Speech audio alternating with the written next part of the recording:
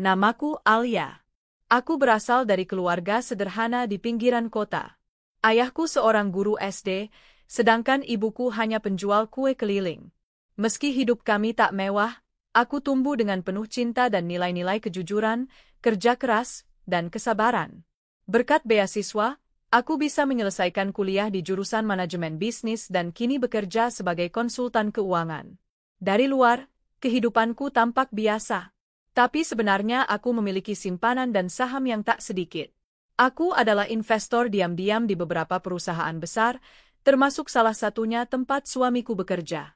Tapi aku menyembunyikan itu semua. Aku ingin menjalani hidup sederhana, tanpa harus dihormati karena harta. Aku bertemu Raka, suamiku, saat aku menjadi pembicara di seminar keuangan. Ia bekerja sebagai manajer di salah satu perusahaan logistik. Penampilannya tenang, cerdas, dan rendah hati membuatku tertarik. Hubungan kami berjalan cepat, dan dalam waktu 6 bulan, kami memutuskan menikah. Namun, sejak pertama kali aku bertemu dengan keluarga Raka, aku merasakan ada jarak. Ibunya, Bu Santi, memandangku dengan tatapan tajam dari ujung kaki hingga kepala, seolah ingin menguliti siapa aku sebenarnya. Kakak perempuan Raka, Kak Rini, tak kalah tajamnya.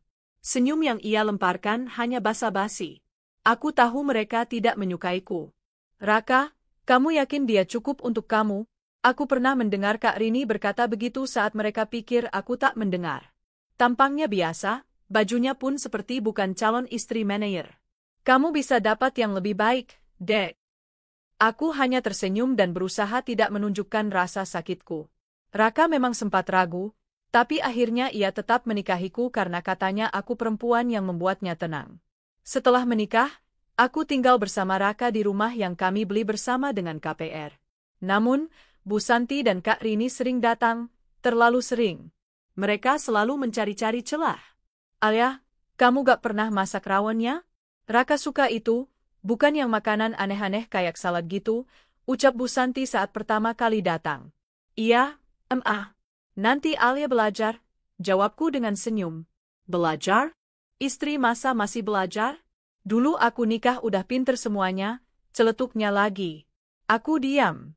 Dalam hati aku ingin menjelaskan bahwa aku bekerja dari pagi sampai sore, dan malamnya tetap menyiapkan makan untuk Raka. Tapi apapun yang kulakukan, selalu salah di mata mereka. Setiap akhir pekan, saat kami ke rumah mertua, aku selalu merasa seperti diadili. Kak Rini sering membandingkan aku dengan istrinya yang katanya anggun, pinter berdandan, dan pintar menjamu keluarga. Sedangkan aku, dengan dandanan yang sederhana, hanya dianggap istri yang tak tahu diri. Suatu malam, saat aku dan Raka pulang dari rumah ibunya, aku memberanikan diri bicara.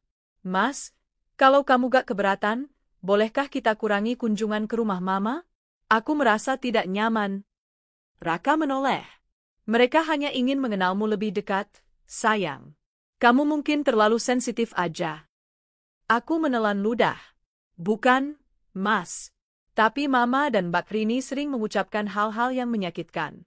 Aku cuma ingin kita punya waktu sendiri, menikmati rumah tangga tanpa harus merasa diawasi. Raka terdiam, lalu mengusap pundakku. Sabar ya, nanti juga mereka akan sayang sama kamu. Aku mengangguk. Lagi-lagi, aku memilih bersabar. Setiap hari, aku bangun lebih pagi, menyiapkan sarapan, memastikan semua kebutuhan Raka terpenuhi. Aku ingin membuktikan bahwa aku bisa menjadi istri yang baik. Saat Raka pulang, aku sambut dengan senyum, meski tubuhku lelah karena seharian bekerja. Namun, sebaik apapun aku berusaha, tak pernah cukup bagi mertua dan kakak iparku. Mereka selalu menemukan celah untuk menjatuhkanku. Suatu hari, saat aku sedang bekerja dari rumah, Bu Santi datang tiba-tiba. Ia masuk rumah tanpa permisi karena masih memegang kunci duplikat yang dulu kuberikan atas permintaan Raka. Lagi kerja ya? Gaji kamu berapa sih sampai sibuk banget begitu? Tanyanya tajam. Aku berusaha tersenyum. Maaf Bu, saya harus menyelesaikan laporan. Kerja gak jelas, hasilnya juga gak kelihatan. Kalau perempuan zaman dulu, cukup duduk manis, urus rumah dan suami. Gak usah sok sibuk, gumamnya sambil melihat-lihat ruang tamu kami. Aku menunduk. Lagi-lagi, hanya bisa menahan perih. Yang lebih menyakitkan lagi, suatu malam saat Raka pulang dari kantor, wajahnya masam. Ia melempar tas ke sofa dan menatapku tajam. Kamu ada hubungan apa sama Pak Dimas? Aku terkejut. Pak Dimas? Atasan Mas? Maksudnya? Mama bilang kamu sering jalan bareng dia. Mbak Rini juga pernah lihat kamu masuk ke restoran sama dia. Darahku terasa berhenti mengalir. Aku ingat hari itu, aku memang bertemu Pak Dimas untuk membahas kerjasama antar perusahaan. Tapi itu bagian dari pekerjaanku. Dan aku selalu terbuka soal itu. Itu kerjaan, Mas. Kamu tahu aku sering handle klien, dan... Udahlah, jangan berdalih. Aku mulai muak dengan semua alasan kamu. Air mataku jatuh. Aku menatap suami yang dulu begitu hangat, kini berubah dingin dan penuh curiga. Fitnah itu telah menembus hatinya. Tapi aku tetap bersabar. Aku yakin, suatu hari kebenaran akan terlihat. Aku tahu, Tuhan sedang mengujiku. Namun, sampai kapan aku bisa bertahan? Di balik senyumku, aku mulai menyusun langkah. Bukan untuk membalas dendam, tapi untuk mempertahankan harga diriku yang perlahan diinjak-injak. Sudah berkali-kali aku mencoba membela diri, menjelaskan bahwa semua yang kuterima hanyalah fitnah. Tapi semakin aku bicara, semakin mereka memutarbalikkan. Seakan setiap pembelaan dariku adalah dalih yang memperkuat tuduhan mereka. Hubunganku dengan Raka semakin dingin. Ia menjadi pendiam, cepat marah, dan sering pulang larut malam. Saat kutanya, ia hanya menjawab dengan singkat, kadang malah membentak. Males aja lihat rumah ini. Penuh sandiwara, katanya suatu malam, tanpa menatapku. Hatiku seperti dicabik-cabik.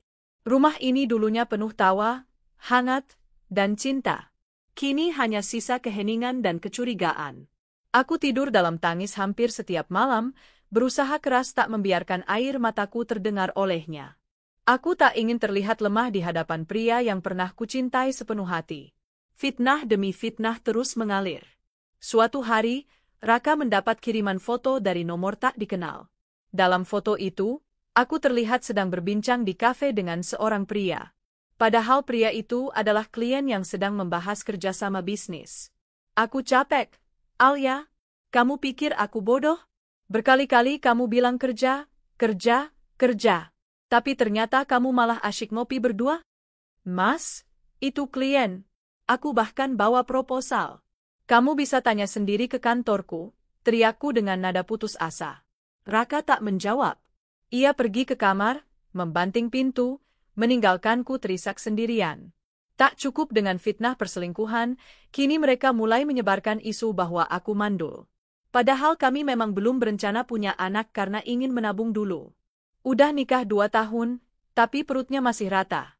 Jangan-jangan dia ada masalah, ujar Bu Santi kepada tetangganya, tepat saat aku sedang menuangkan teh di teras belakang. Suaranya cukup keras untuk kudengar. Kak Rini ikut menambahkan, iya Mas Raka itu sayang banget sama anak. Kalau istrinya gak bisa kasih keturunan, kasihan Mas Raka. Seolah-olah tubuhku ini hanya sekadar mesin penghasil anak. Aku menunduk, menahan amarah dan air mata yang nyaris tumpah. Aku ingin berteriak bahwa aku sehat, aku hanya belum siap, dan kehamilan bukan satu-satunya ukuran menjadi istri yang baik. Namun suamiku, orang yang seharusnya paling mengenalku, justru ikut tenggelam dalam arus kebencian itu. Ia tak lagi memihakku. Tak ada pelukan hangat, tak ada belayan menenangkan. Bahkan saat aku sakit dan demam tinggi, Raka hanya berkata, panggil saja orang tuamu, aku ada rapat besok pagi. Rasanya seperti bukan dia. Bukan Raka yang dulu memperjuangkanku di hadapan keluarganya. Pria yang dulu rela menyetir jauh hanya untuk membawakan makanan hangat saat aku flu. Pria itu kini hanya bayangan, digantikan oleh sosok dingin yang matanya tak lagi memancarkan cinta. Puncak dari semua itu terjadi pada malam ulang tahunku. Aku menyiapkan makan malam sederhana. Memasak sendiri, menghias meja dengan lilin kecil dan bunga-bunga yang kubeli di pinggir jalan. Harapanku sederhana. Aku hanya ingin makan malam berdua. Merayakan hari yang dulu pernah membuatnya menulis surat cinta panjang dengan tulisan tangannya sendiri. Tapi malam itu, Raka pulang membawa perempuan lain. Namanya Livia. Seorang perempuan cantik, berambut panjang dan berdandan anggun. Mereka tertawa di depan pintu, lalu mendadak terdiam saat melihatku berdiri mematung dengan celemek dan spatula di tangan. Aku pikir kamu belum pulang, gumam Raka, kaku. Aku tak menjawab. Hanya memandang mereka berdua dengan tatapan tak percaya. Alia, ini Livia, Anak dari kenalan Mama. dia, teman bisnis baruku. Livia tersenyum simpul. Halo, Mbak Alia. Raka sering cerita tentang Mbak. Aku tak tahu mana yang lebih menyakitkan, kebohongan mereka, atau fakta bahwa Raka membawa perempuan lain ke rumah kami pada hari ulang tahunku dan mengenalkannya dengan enteng seolah aku hanyalah penjaga rumah. Setelah Livia pulang, aku duduk diam di ruang makan yang kini dingin dan hampa. Lilin sudah padam. Masakan sudah dingin. Tapi luka di hati ini masih hangat, menganga. Mas, kamu serius dengan dia? Tanyaku lirih, menatap suami yang kini bahkan tak berani menatapku. Alia, aku lelah. Kita terlalu berbeda. Mama dan Mbak Rini bilang kamu bukan perempuan yang cocok untukku. Aku ingin bahagia. Dan kamu terlalu keras kepala, terlalu tertutup. Aku tertawa hambar. Tertutup? Atau kamu yang tak pernah benar-benar ingin mengenal siapa aku? Sudahlah. Aku akan urus surat cerai. Aku akan bantu semua yang kamu butuhkan. Tapi kita sudah cukup sampai di sini. Air mata tak lagi keluar. Hatiku telah kering. Rasa kecewa telah menutup segala rasa sedih. Aku pergi dari rumah itu hanya dengan satu koper. Tak ada perhiasan mahal, tak ada harta gono gini yang kuambil. Aku hanya membawa martabatku. Cukup itu. Karena aku tahu, suatu hari, kebenaran akan bicara. Aku kembali ke apartemenku dulu, yang sampai sekarang masih aktif disewa atas namaku. Di sanalah aku mulai kembali menyusun kekuatanku. Di balik segala kesedihanku, aku tahu aku tak sendirian. Aku punya keahlian. Aku punya jaringan. Aku punya kuasa. Dan satu lagi yang mereka tak tahu, aku adalah investor utama di perusahaan tempat Raka bekerja. Dengan nama perusahaan investasiku yang berbeda, tak satu pun dari mereka sadar bahwa kekuasaan mereka ada di bawah keputusan yang bisa kutentukan. Hari-hariku kini bukan lagi berisi tangisan, tapi strategi. Aku belajar kembali menata hidup. Bukan untuk balas dendam, tapi untuk membuktikan bahwa aku bukan seperti yang mereka kira. Karena sabarku telah sampai di ujung batas. 3 bulan setelah perceraian itu, namaku seperti lenyap dari hidup Raka. Tak ada kabar, tak ada pesan, tak ada permintaan maaf, seolah pernikahan kami selama 2 tahun tak pernah terjadi. Aku membaca berita pernikahan Raka dan Livia dari media sosial. Bu Santi dan Kak Rini memamerkannya dengan penuh bangga. Mereka membuat pesta mewah di sebuah ballroom hotel ternama, mengundang para pengusaha, kolega, dan tentu saja para influencer demi mengangkat citra keluarga. Sementara itu aku duduk sendiri di balkon apartemenku, menatap langit malam yang kosong. Tapi anehnya, tak ada lagi air mata. Hanya diam, dan senyum tipis di bibirku. Aku bukan lagi Alia yang rapuh. Aku sudah mengubur luka dan mulai membangun kembali harga diriku. Selamat ya, Raka, bisikku lirih malam itu. Kamu sudah memilih. Hidupku pelan-pelan kembali ke ritme semula. Aku fokus mengelola portofolio investasiku, membesarkan perusahaanku, dan memperluas jaringan ke beberapa bisnis baru. Aku mendirikan perusahaan konsultan investasi di bawah naungan PT Alvara Capital, yang sebenarnya adalah pemilik saham mayoritas dari perusahaan tempat Raka bekerja, yaitu PT Prima Express. Namun sampai detik ini, tak satu pun dari mereka tahu siapa di balik Alvara Capital. Aku selalu memakai nama pena dan kuasa hukum untuk menyembunyikan identitasku. Bukan karena takut, tapi karena aku ingin waktuku tiba dengan anggun, bukan dengan amarah. Sementara itu, kabar dari mantan suamiku dan keluarga mantan mertuaku mulai tersebar secara perlahan dari orang-orang dalam.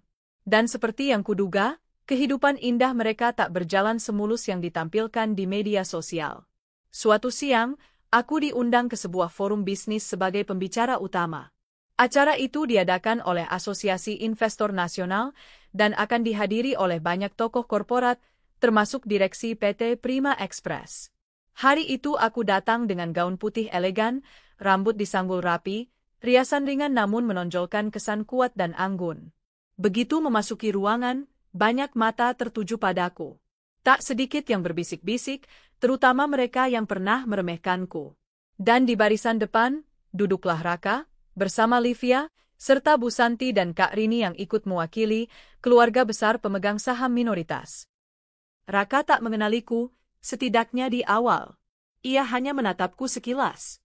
Tapi saat namaku disebut pembawa acara, selamat datang, Ibu Alia Kamila, CEO dan pemilik Alvara Capital, semua kepala menoleh. Termasuk Raka. Matanya membelalak. Livia berbisik padanya, itu, mantan istrimu. Raka tak menjawab. Wajahnya berubah kaku. Bu Santi langsung berkomentar, kok bisa dia yang punya Alvara Capital? Ini pasti cuma numpang nama. Aku tersenyum dan menaiki panggung. Sorot lampu membuat wajahku tampak semakin bersinar. Aku membuka pidato pembuka dengan tenang, membahas arah investasi masa depan dan pengembangan industri logistik yang secara tidak langsung menyinggung perusahaan Raka. Setelah acara selesai, panitia mempertemukanku dengan para pimpinan perusahaan. Salah satunya tentu saja, jajaran direksi PT Prima Express. Bu Alia, senang sekali bisa bertemu langsung. Kami tak menyangka pemilik terbesar perusahaan kami adalah Anda. Terima kasih telah mempercayai kami, kata Direktur Utama, Pak Heru, sambil menjabat tanganku. Sudah menjadi bagian dari visi kami sejak awal, Pak. Dan saya akan lebih terlibat dalam evaluasi ke depan, jawabku lembut, namun tegas. Saat itu, kulihat Raka berdiri canggung tak jauh dari kami. Matanya terus menatapku, seolah mencari potongan masa lalu yang telah ia hancurkan. Aku melangkah mendekatinya. Mas Raka, ucapku pelan tapi jelas. Ia tersentak. Alia, jadi, selama ini, kamu? Ya, aku pemilik saham terbesar. Tapi tenang, aku tak akan mencampuri urusan pribadimu. Aku hanya ingin perusahaan ini tumbuh sehat. Wajah Raka memucat. Livia menggenggam tangannya, mencoba menunjukkan superioritas, namun sorot matanya tak bisa menyembunyikan kegugupan. Selamat ya, atas pernikahan kalian, lanjutku. Semoga bahagia. Aku sudah cukup jadi pengganggu dalam hidup kalian, bukan? Maaf, Alia, aku gak pernah tahu. Kamu sudah sejauh ini. Aku hanya tersenyum. Sudahlah, Mas. Terlambat. Kamu memilih percaya pada fitnah, memilih perempuan yang lebih kamu dengar daripada hatimu sendiri. Sekarang aku bukan siapa-siapa dalam hidupmu. Tapi aku juga bukan perempuan yang bisa kalian injak-injak lagi. Aku meninggalkan mereka berdiri di sudut ruangan. Tanpa tangisan, tanpa drama. Hanya angin elegan yang menampar wajah mereka perlahan. Minggu-minggu berikutnya, aku mulai menjalankan restrukturisasi dalam jajaran perusahaan. Bukan untuk balas dendam, tapi karena memang perusahaan perlu evaluasi yang serius. Beberapa proyek yang selama ini dikelola Livia ternyata penuh konflik kepentingan dan merugikan keuangan perusahaan. Raka mulai ditekan oleh atasan. Ia kehilangan beberapa wewenangnya. Dan akhirnya, pada rapat besar, ia dipindah ke posisi yang lebih rendah. Tak dipecat, aku tak sekejam itu. Tapi cukup untuk memberinya waktu merenung. Aku mendengar kabar dari HRD bahwa Livia mulai sering absen kerja, bahkan sempat membuat skandal dengan salah satu vendor. Bu Santi dan Kak Rini mulai khawatir karena citra mereka yang dibangun bertahun-tahun mulai goyah. Semua yang dulu mereka banggakan perlahan runtuh. Sementara aku justru semakin kuat. Kini aku diundang sebagai pembicara di berbagai acara, fotoku mulai sering muncul di majalah bisnis, dan perusahaanku tumbuh cepat. Aku bahkan membuka program beasiswa untuk perempuan yang ingin belajar manajemen dan bisnis. Aku tahu betapa sulitnya jadi perempuan yang diremehkan, dan aku ingin jadi cahaya bagi mereka. Malam-malamku tak lagi sunyi. Aku punya tim, aku punya visi, aku punya tujuan. Dan aku punya diriku sendiri, yang akhirnya kembali utuh. Aku pernah jatuh karena cinta yang salah. Tapi kini aku bangkit karena cinta pada diriku sendiri. Dan mereka kini mulai menyesal. Setelah hari di mana Raka menjatuhkan talak padaku tanpa mau mendengarkan penjelasan apapun, Hidupku terasa hampa. Selama seminggu aku hanya diam di apartemen, tak ingin bertemu siapapun. Nafsu makan menghilang, tangis jadi teman tidur setiap malam. Tapi kemudian, aku sadar, kalau aku terus seperti ini, maka mereka yang menghancurkanku akan menang sepenuhnya. Mereka ingin aku hancur. Mereka ingin aku lemah. Mereka ingin aku tak punya nilai. Tapi aku bukan perempuan seperti itu. Aku mulai perlahan menata ulang hidupku. Kubuka laptop, kubaca ulang seluruh data saham dan portofolio yang kupegang. Selama ini aku memang menyembunyikan siapa aku sebenarnya. Bukan karena minder, tapi karena aku ingin hidup dalam cinta yang tak digerakkan oleh status atau uang. Sayangnya, cinta dari Raka ternyata sangat mudah dipengaruhi oleh kata-kata keluarganya. Selama ini, aku adalah pemilik tunggal Alvara Capital, perusahaan investasi yang menanamkan modal di berbagai sektor, mulai dari logistik, properti, hingga teknologi. Dan salah satu portofolio terbesarku adalah di perusahaan tempat Raka bekerja, PT Prima Express. Melalui sistem perwakilan dan nama badan usaha yang berbeda, identitasku memang tak pernah muncul ke permukaan. Tapi setelah semua ini terjadi, aku mulai berpikir, mungkin sudah waktunya aku bersuara.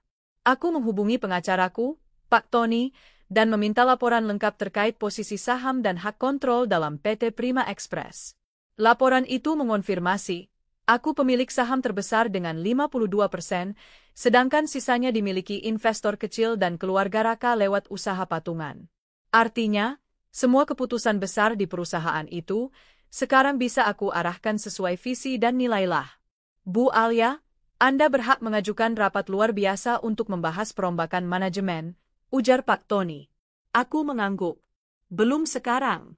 Saya akan masuk perlahan. Saya tidak ingin tampil sebagai orang yang dendam. Saya ingin hadir sebagai solusi. Hari demi hari kulalui dengan lebih kuat. Luka hatiku masih terasa, tapi tak lagi membuatku lemah. Aku mulai menata kembali ritme hidupku. Bangun pagi, olahraga, sarapan sehat, bekerja, dan menghadiri pertemuan-pertemuan penting. Tidak ada lagi air mata di malam hari.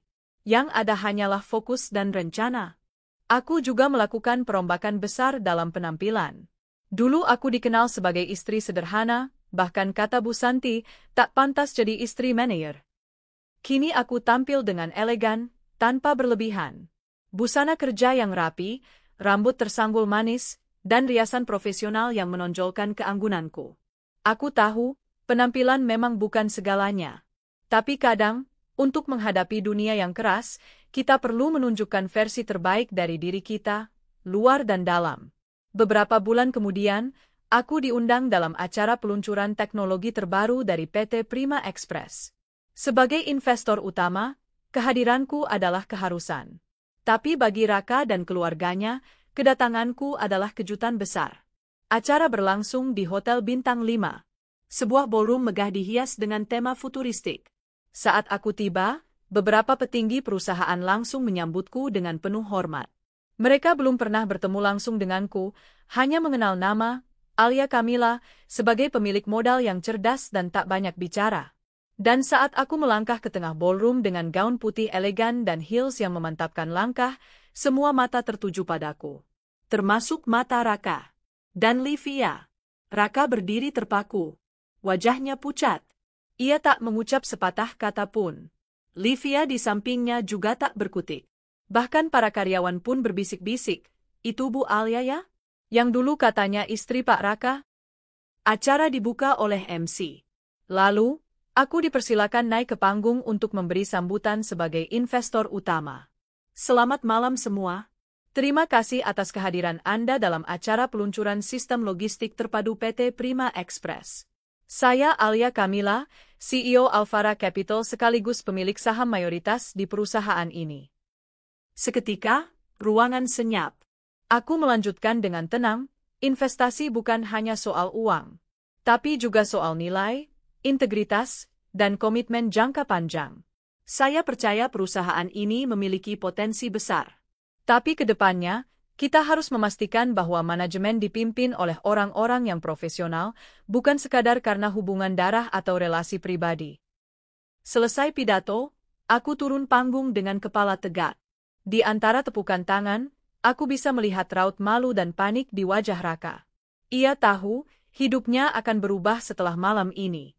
Setelah acara, aku menghampiri beberapa direksi untuk diskusi ringan. Dan tanpa sengaja, aku bertemu langsung dengan Raka dan Livia. "Halo, Mas Raka." "Mbak Livia," sapaku dengan tenang, seperti tak pernah terjadi apapun. Raka menelan ludah. Jadi kamu selama ini?" Aku tersenyum. "Aku hanya menjalankan tugasku. "Tidak lebih, tidak kurang." Livia berusaha tersenyum sopan, tapi jelas ia tak nyaman. "Selamat ya, Mbak." "Wah, gak nyangka ternyata Mbak Alia yang pemilik perusahaan ini." Aku mengangguk. "Terima kasih. "Dunia ini kecil, ya?" Lalu aku pamit, membiarkan mereka berdiri di tengah ballroom dengan pikiran mereka masing-masing. Esok harinya, aku mengumumkan pembentukan tim evaluasi internal untuk menilai kinerja seluruh manajer dan kepala divisi. Laporan audit keuangan yang sempat kuterima menunjukkan adanya kejanggalan dalam proyek-proyek yang dikelola Livia. Aku tak perlu mencari-cari kesalahan, semuanya terbuka dengan sendirinya. Raka mulai ditekan. Beberapa direksi mempertanyakan kebijakan-kebijakan lamanya. Sementara Livia, diam-diam dipanggil oleh divisi hukum perusahaan karena proyek fiktif yang didanai tanpa persetujuan. Aku tak berkata apapun. Tak sekalipun aku turun tangan langsung untuk membalas mereka. Aku hanya membiarkan proses berjalan sebagaimana mestinya. Dan akhirnya, kabar itu pun datang. Livia mengundurkan diri. Raka dipindahkan ke anak perusahaan sebagai konsultan tanpa jabatan struktural. Dan keluarga mereka mulai kehilangan muka di lingkungan bisnis. Tapi aku terus melangkah. Aku hadir di seminar-seminar nasional, tampil di media, bahkan diundang menjadi pembicara di forum internasional tentang perempuan dalam dunia bisnis. Aku menjelma dari perempuan yang dulu mereka remehkan, menjadi simbol keberanian dan keanggunan yang tak mudah dikalahkan. Kini aku tahu, bangkit bukan berarti membalas dengan amarah. Tapi membalas dengan bukti bahwa aku jauh lebih dari apa yang mereka kira. Dan dari balik segala luka yang pernah mereka torehkan, aku membangun kekuatan yang tak bisa mereka hancurkan. Beberapa bulan setelah malam itu, hidupku mulai stabil. Bisnis berjalan lancar. Proyek-proyek baru masuk. Namaku mulai dikenal di dunia investasi dan teknologi. Tapi meski dunia memujiku, bagian dalam diriku tetap menyisakan luka, luka karena dikhianati orang yang kucinta. Luka karena cinta yang kuserahkan sepenuhnya, dipatahkan begitu saja hanya karena fitnah dan hasutan. Namun luka itu tak membuatku lemah. Ia justru menjadi alasan mengapa aku terus berdiri, terus membuktikan bahwa perempuan bisa bangkit, bahkan dari reruntuhan terkelam dalam hidupnya. Sore itu, aku sedang mengecek laporan keuangan bulanan di kantor ketika sekretarisku masuk dan berkata, "Bu Alia, ada tamu." Katanya dari keluarga Pak Raka. Aku mengernyit. "Siapa?" "Bu Lestari, ibunya Pak Raka." Jantungku berdetak pelan. Nama itu memunculkan banyak kenangan, sebagian besar tidak menyenangkan. Tapi aku bukan pengecut. Aku bukan perempuan yang akan lari dari masa lalu. "Persilakan masuk," kataku tenang. Beberapa menit kemudian, sosok wanita parubaya dengan penampilan rapi namun lesu memasuki ruanganku. Ia tampak lebih tua dari terakhir kali aku melihatnya. Wajahnya lelah. Pandangannya tak setajam dulu. "Assalamualaikum, Al." "Waalaikumsalam, silakan duduk, Bu," ucapku sopan. Ia duduk dengan kaku. Lalu diam. Hening mengisi ruangan cukup lama sampai akhirnya ia bicara. "Aku datang bukan untuk minta uang, bukan juga untuk minta bantuan." Aku mengangguk kecil. Saya mendengarkan. Air mata mulai jatuh di pipinya. "Kamu tahu, setelah kamu pergi, rumah tangga Raka tidak tenang. Livia memang cantik, tapi tidak pernah peduli soal rumah. Tidak peduli soal Raka. Dia hanya peduli penampilan dan uang. Selama ini, aku kira kamu terlalu biasa. Tapi ternyata, kamu adalah yang terbaik untuk anakku." Aku tak menjawab, hanya mendengarkan. "Livia telah membawa banyak uang perusahaan. Proyek-proyek yang kamu audit itu dia yang urus." Raka terlalu membela istrinya sampai tidak bisa berpikir jernih. Tapi setelah semuanya terbongkar, dia hancur. Raka kehilangan segalanya, Alia, pekerjaannya, kepercayaan investor, bahkan teman-temannya pun menjauh. Dan saya? Tanyaku pelan. Apa dia pernah pikirkan saya ketika menjatuhkan talak hanya karena satu fitnah kecil yang tidak pernah terbukti? Bu Lestari tertunduk. Tangisnya pecah. Saya minta maaf, Alia, dari lubuk hati terdalam. Saya yang membisikkan fitnah itu ke telinga Raka. Saya yang membuat dia mencurigaimu. Saya dan Livia. Air mataku menitik. Luka itu ternyata masih perih. Kenapa, Bu? Tanyaku pelan. Apa saya pernah kurang berusaha jadi menantu yang baik? Ia menggeleng pelan. Kamu terlalu sederhana. Saya kira kamu tidak selevel. Saya malu punya menantu seperti kamu. Saya takut kamu mempermalukan keluarga di depan rekan-rekan Raka. Tapi ternyata, kamulah yang justru menjaga harga dirinya. Hening. Lalu ia melanjutkan, saya tahu saya tak pantas meminta apa-apa. Tapi Raka sekarang depresi, Alia. Dia tak mau keluar rumah. Tak mau bicara dengan siapapun. Kalau kamu bersedia, hanya temui dia. Bukan untuk kembali, hanya untuk menyadarkannya. Aku terdiam lama setelah Bu Lestari pulang. Hatiku bimbang. Luka ini belum sembuh sepenuhnya, tapi aku juga tahu bagaimana rasanya terpuruk dan kehilangan arah. Aku tahu Raka memang bersalah besar. Tapi, apa membiarkannya tenggelam adalah jawaban? Akhirnya, 3 hari kemudian, aku datang ke rumah itu. Rumah yang dulu pernah jadi saksi tangis dan tawaku. Rumah yang pernah terasa hangat sebelum berubah menjadi neraka. Pintu dibuka oleh art lama kami, Mbak Diah. Matanya membesar saat melihatku. Bu Alia, saya tidak percaya ibu mau datang ke rumah ini lagi. Aku tersenyum tipis. Saya hanya ingin bicara sebentar dengan Mas Raka. Mbak Diah mengangguk. Dia di kamar, Bu. Tapi sudah berminggu-minggu tidak keluar. Tidak makan teratur. Tidak mandi. Aku mengetuk pintu perlahan. Mas Raka, ini aku. Alia. Tidak ada jawaban. Mas, aku tidak datang untuk mengungkit masa lalu. Aku hanya ingin bicara. Lalu, perlahan, pintu terbuka. Sosok di balik pintu itu sangat berbeda dari lelaki yang dulu pernah mencintaiku. Wajahnya kusut, tubuhnya kurus, matanya cekung. Tapi saat melihatku, matanya mulai basah. Alia, bisiknya.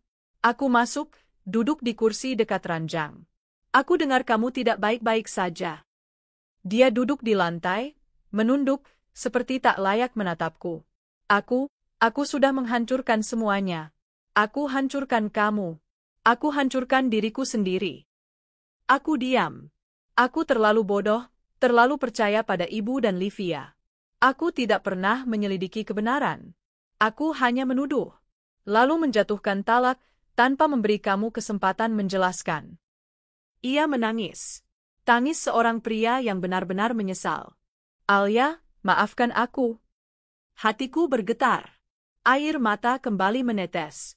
Aku tidak membalas. Hanya menghela napas panjang. Aku tidak tahu, apakah bisa dimaafkan atau tidak. Tapi, terima kasih sudah datang. Melihat kamu saja, sudah lebih dari cukup. Aku berdiri. Mas, aku tidak datang untuk mengungkit. Tapi aku juga tidak datang untuk kembali. Yang sudah terjadi, sudah menjadi pelajaran besar buat kita berdua. Aku ingin kamu bangkit. Bukan demi aku, tapi demi dirimu sendiri. Dia hanya mengangguk pelan. Setelah pertemuan itu, aku tidak pernah lagi menghubungi Raka. Tapi ku dengar dari Mbak Diah, ia mulai berubah. Pelan-pelan bangkit. Mulai menulis. Mulai terapi. Bahkan ikut pelatihan kecil-kecilan. Itu sudah cukup bagiku. Aku tidak pernah berharap ia kembali. Aku juga tidak lagi punya tempat untuknya di hati. Tapi aku lega, karena dia tak lagi hancur. Suatu malam, aku berdiri di balkon apartemenku, memandang lampu-lampu kota yang berkelap-kelip.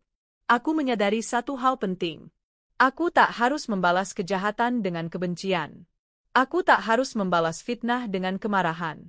Cukup aku terus berjalan, dan membuktikan bahwa kebaikan, ketulusan, dan kesabaran tetap bisa menang, meski jalannya panjang dan penuh luka. Aku tahu perjalanan ini belum selesai. Tapi aku sudah melangkah lebih jauh dari yang kubayangkan. Dan aku yakin, aku akan baik-baik saja. Sudah hampir setahun sejak pertemuanku dengan Raka. Waktu terus berjalan. Luka perlahan-lahan membaik. Tak sepenuhnya hilang, tapi kini sudah tak lagi terasa perih setiap kali teringat. Aku tak tahu kabar terakhir tentang Raka. Aku sengaja menjaga jarak. Biarlah masa lalu tetap di tempatnya. Aku ingin melangkah ke depan, membangun hidup yang baru. Hidup yang aku pilih dengan caraku sendiri, tanpa bayang-bayang orang lain. Suatu pagi, aku menghadiri sebuah forum bisnis perempuan di Jakarta. Aku diminta jadi pembicara tentang kebangkitan perempuan dalam dunia bisnis dan investasi digital.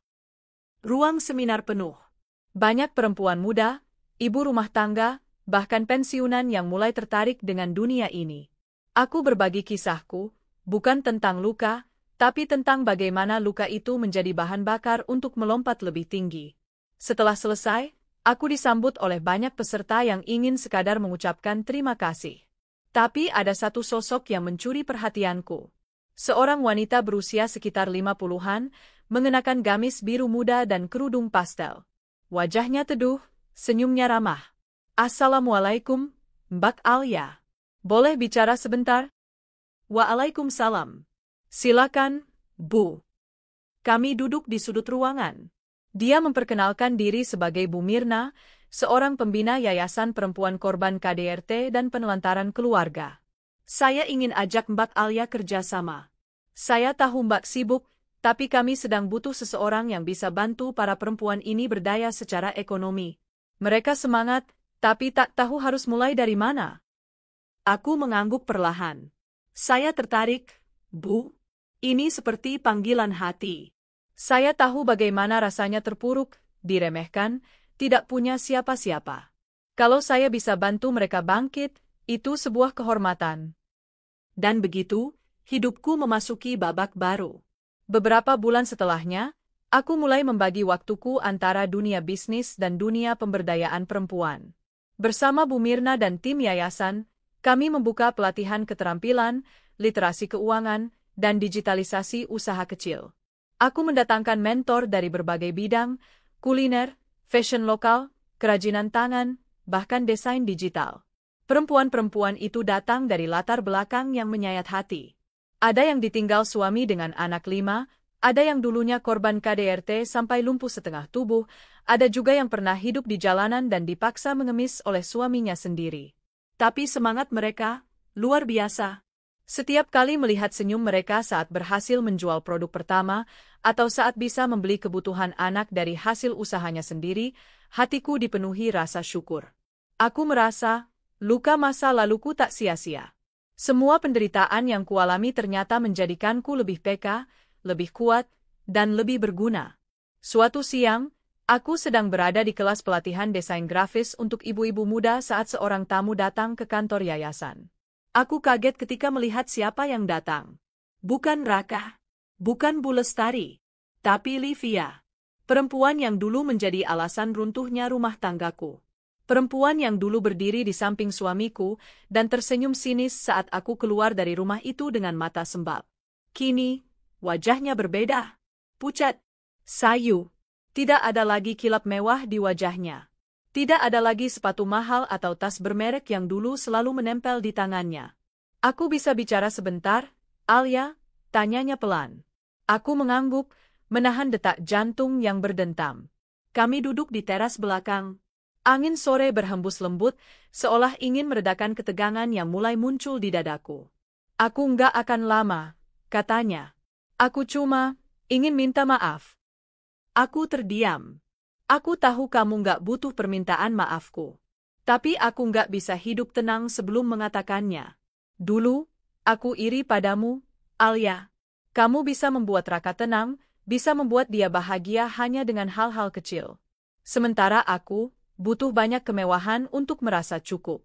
Aku pikir kamu perempuan membosankan, nggak punya apa-apa. Tapi ternyata, kamulah yang sesungguhnya punya segalanya. "Lalu kenapa kamu hancurkan semua itu?"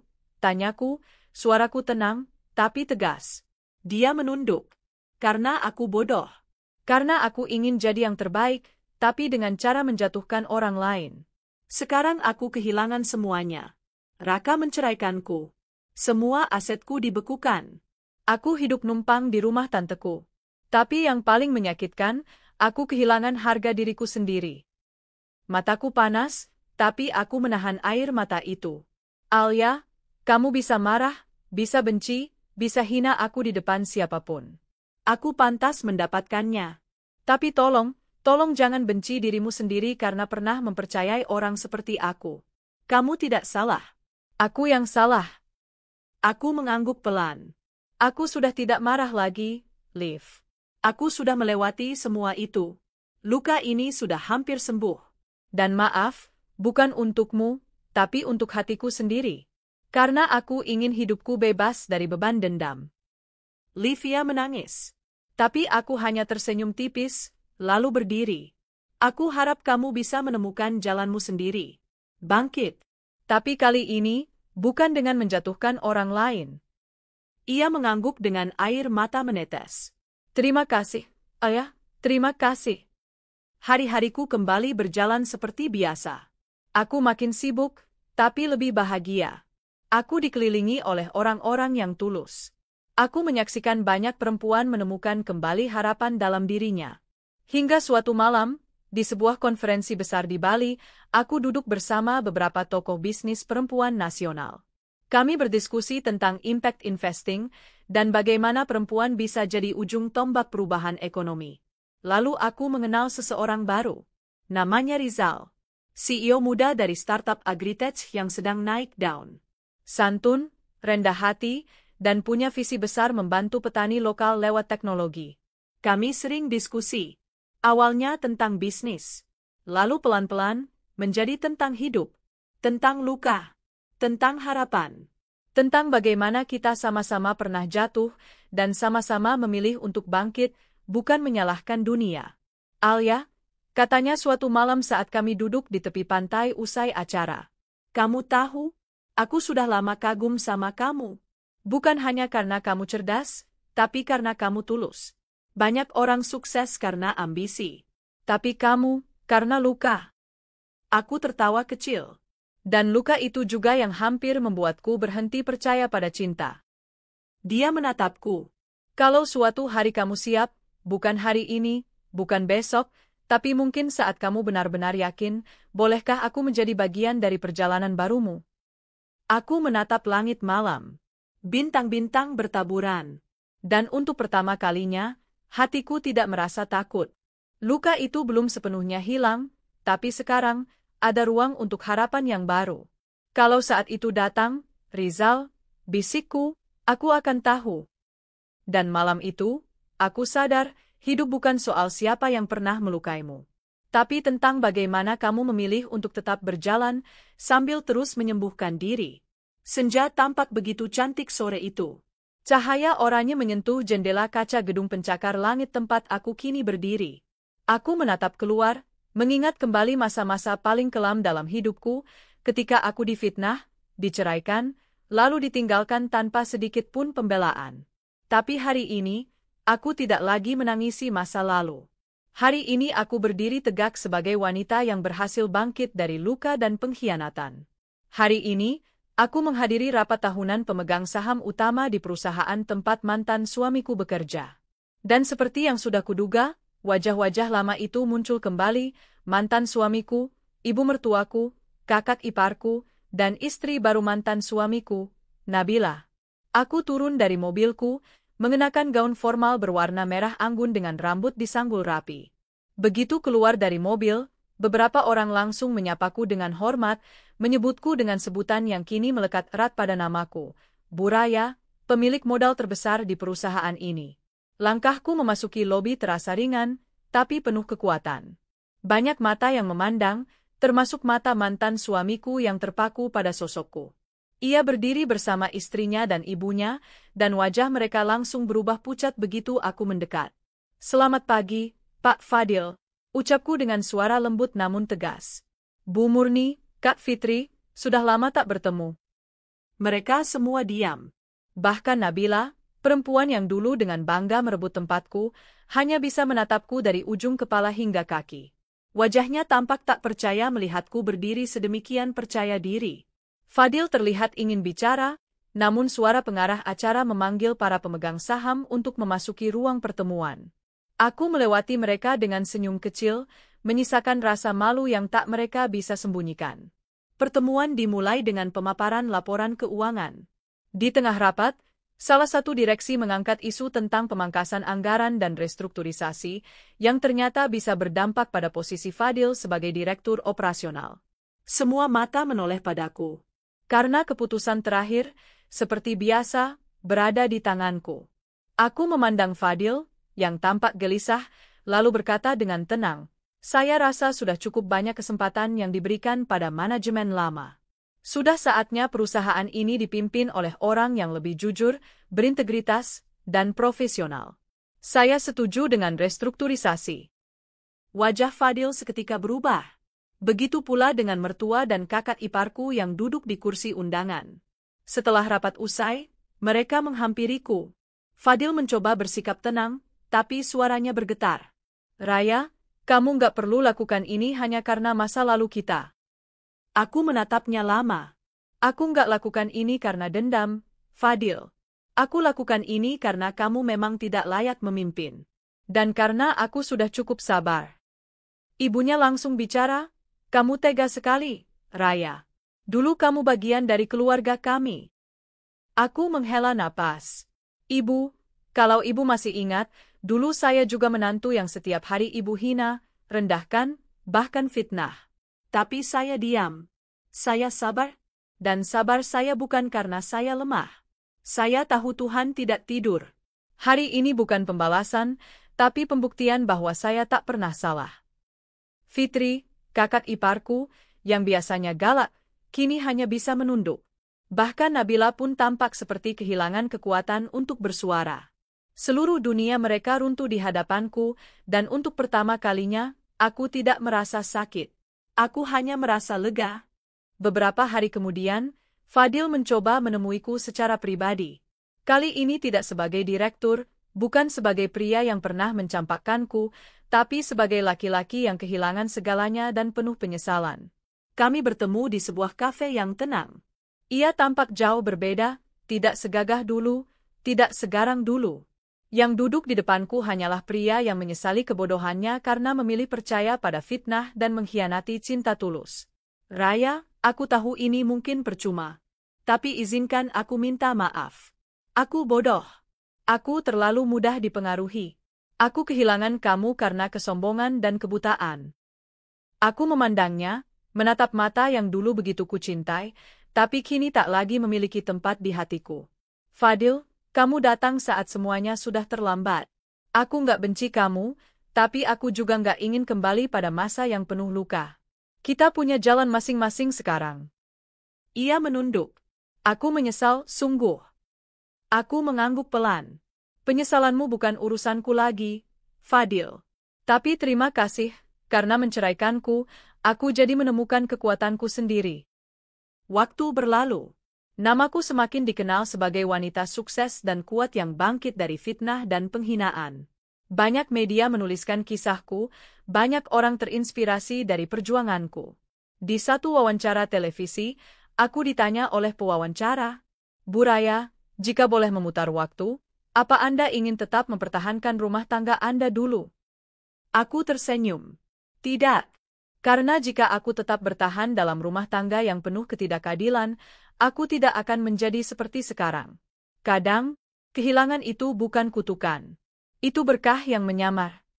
Dan aku tahu, di tempat lain, mungkin Fadil tengah menatap layar televisi dengan hati yang pilu. Ibunya mungkin sedang menangisi kebodohannya, dan kakak iparku meratapi kejatuhan keluarga mereka. Tapi aku tidak pernah berharap mereka hancur. Aku hanya ingin mereka tahu bahwa wanita yang mereka rendahkan dulu kini adalah wanita yang berdiri paling tinggi di antara mereka. Di sebuah malam yang tenang, aku berdiri di balkon rumahku, menatap bintang-bintang di langit. Hatiku penuh dengan rasa syukur. Aku bukan hanya selamat dari badai, aku tumbuh menjadi badai itu sendiri. Kini aku tahu, Sabar bukan berarti kalah. Sabar adalah tanda bahwa aku cukup kuat untuk menahan luka, cukup kuat untuk menanti waktuku bersinar. Dan saat waktuku datang, aku tidak perlu membalas dendam. Karena penyesalan mereka adalah kemenangan terbesarku.